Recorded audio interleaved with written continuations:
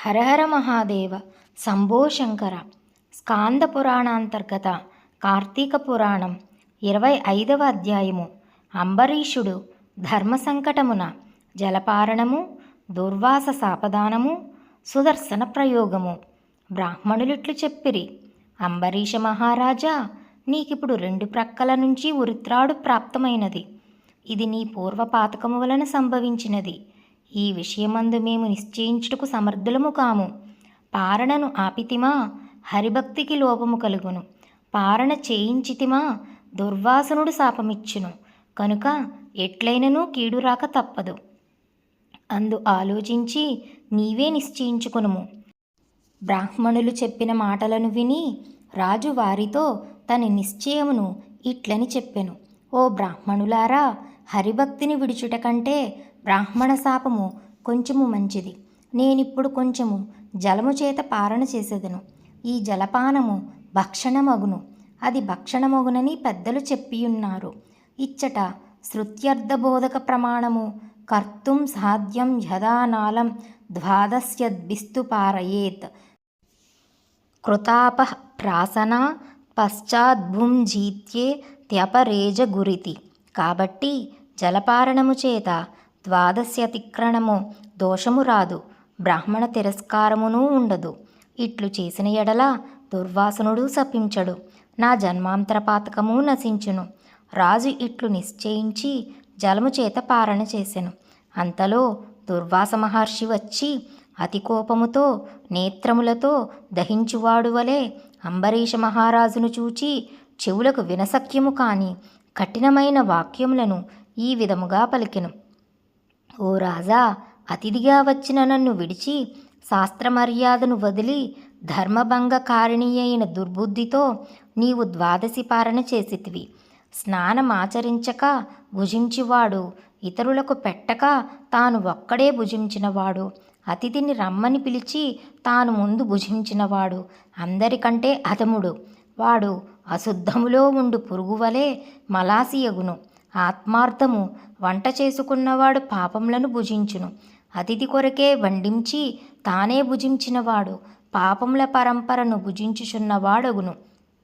అగ్ని పక్వమైనది కానీ పక్వము కానిది కానీ, ఆకు కానీ పుష్పము కానీ ఫలము కానీ పాలు కానీ అన్నమునకు బదులుగా ఏది భుజించబడునో అది అన్నమే యగును. నీవు అంగీకృతుడనైన అతిథిని నన్ను వదిలి దూషిత బుద్ధి గలవాడవై అన్న ప్రతినిధియగు జలమును త్రాగితివి. బ్రాహ్మణ తిరస్కారివైన నీవెట్లు హరిభక్తుడవుదువు? ఓరీ మందుడా, ఎప్పుడైనను బ్రాహ్మణులను తిరస్కారము చేయవచ్చునా? నీకు హరిదేవుడు ఎట్లగును? అతని యందు నీ భక్తి ఎట్టిది?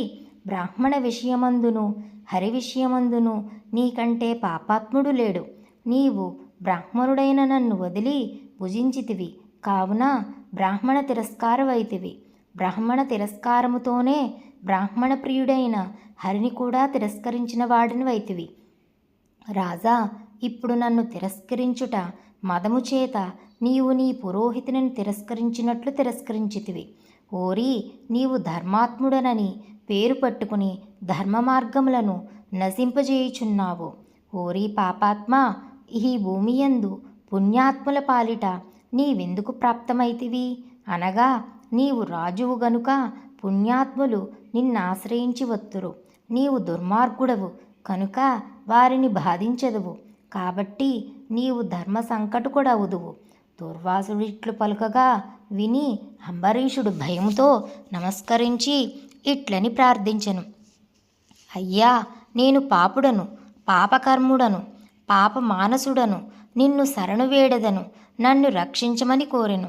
నేను ధర్మ మార్గమును తెలియక పాపమను బురదయందు పడి దుఃఖించుచున్నాను. నిన్ను శరణు వేడుచున్నాను, నన్ను రక్షించుము. నేను క్షత్రియుడను, పాపములను చేసి తిని. నీవు బ్రాహ్మణుడవు, శాంతిరూపుడవు కనుక నన్ను ఎల్లప్పుడూ తప్పక రక్షించుము. బ్రాహ్మణులు క్షమాయుక్తులై యుందురు. మీ వంటి మహాబుద్ధిమంతులు దయావంతులై మా వంటి పాప సముద్రమగ్నులను ఉద్ధరించవలయును.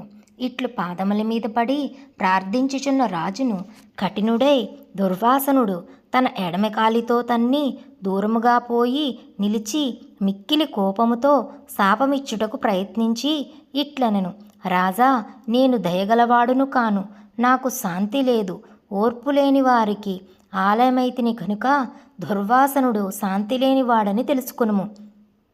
ఇతర మునీశ్వరులందరూ కోపితులై తిరిగి ప్రార్థించిన ఎడల శాంతులగుదురు. కానీ నేను కోపితుడనైతినేని కోపమును తెప్పించిన వానికి కఠినమైన శాపమివ్వక శాంతించువాడను కాను.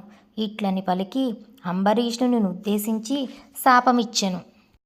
మత్స్యము, కూర్మము, వరాహము, వామనుడు, వికృతముఖుడు, బ్రాహ్మణుడై క్రూరుడు, క్షత్రియుడే జ్ఞానశూన్యుడు, క్షత్రియుడే రాజ్యాధికారి కానివాడు, దురాచారుడు, పాషాండ మార్గవేదియు, బ్రాహ్మణుడై రాజ్యాధికారి కానివాడు, దయాశూన్యుడై బ్రాహ్మణులను హింసించువాడు, నేను శాస్త్రార్థవేదిని కనుక విచారించి జలముతో పారణ బ్రాహ్మణుని కంటే ముందు చేసితినను గర్వంతోనున్న నీకు ఈ 10 జన్మలు వచ్చును అనగా 10 యందును గర్వమును పొందదగినది ఒక్కటియూ లేదు. కనుక గర్వించిన వానికి గర్వభంగకరములైన జన్మలను ఇచ్చితినెను. ఇట్లు 10 శాపములను ఇచ్చి అవమానపరిచిన వానికి ఇంకా శాపమివ్వవలయునని తలచి దుర్వాసనుడు నోరు తెరిచినంతలో అంబరీషుని హృదయమందున్న బ్రహ్మవేద్యుడును భక్తి ప్రియుడును శరణాగత వత్సలుడును అగు హరి తన భక్తునిని కాపాడు తలంపుతోనూ బ్రాహ్మణుని మాటను సత్యంగా చేయవలయునను తలంపుతోనూ దుర్వాసనుడు ఇచ్చిన 10 శాపములను తాను గ్రహించి తిరిగి శాపమిచ్చుటకు ప్రయత్నించిన బ్రాహ్మణుని అక్రమమునకు తగిన శిక్ష విధించవలయునని తలచి తన చక్రమును పంపెను. తరువాత ఆ చక్రము కోటి సూర్యకాంతితో ప్రకాశించు జ్వాలలు మండుచుండగా నోరు తెరుచుకుని పైకి వచ్చెను. దానిని చూచి బ్రాహ్మణుడు భయము పొంది ప్రాణములను కాపాడుకొన్న తలంపుతో పరిగెత్తెను. సుదర్శన చక్రము మండుచున్న జ్వాలలతో ముని వెంటపడెను. ముని ఆత్మరక్షణమునకై భూమినంతయూ తిరిగెను. దుర్వాసనుడు చక్రము చేత భూచక్రమంతయూ తిరిగింపబడెను. కానీ చక్రభయము చేత ఎవడునూ మునిని రక్షించువాడు లేకపోయెను. ఇంద్రాది దిక్పాలకులను వశిష్ఠాది మునీశ్వరులు బ్రహ్మాది దేవతలను దుర్వాసుని రక్షించలేకపోయిరి. ఇట్లు తపస్సు చేసుకుని మునీశ్వరుని అతి కోపము చేత బుద్ధి చెడి హరిభక్తునకు అవమానము చేయుట చేత దుర్వాసునకు ప్రాణ సంకటము తటస్థించెను. స్కాంద పురాణాంతర్గత కార్తీక పురాణం 25వ అధ్యాయం సమాప్తం.